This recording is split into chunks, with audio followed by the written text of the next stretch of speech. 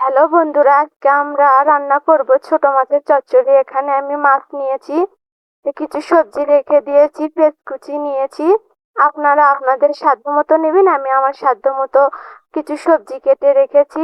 তারপরে আমি এগুলো ভালো করে ধুয়ে নিয়ে এর ভিতর পেঁয়াজ কুচি, লবণ, মরিচের গুঁড়া, হলুদের গুঁড়া পরিমাণ মতো দিয়ে ভালোভাবে মাখিয়ে নিলাম। আপনারা এটা স্বাদ করার জন্য আরো অনেক কিছুই ব্যবহার করতে পারেন। আমার সাধ্যের ভিতর আমি এগুলো দিলাম। এটা ভালোভাবে তারপরে মাখিয়ে নেবেন।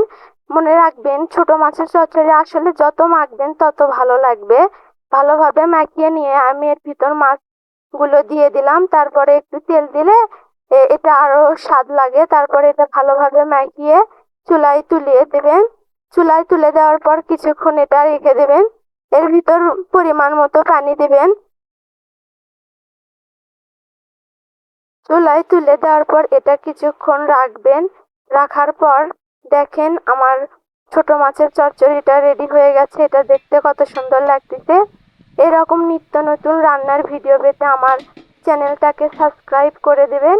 আরো সুন্দর সুন্দর অনেক রান্নার ভিডিও আপনারা আমার এই চ্যানেলে পেয়ে যাবেন। আমার সাথে থাকবেন।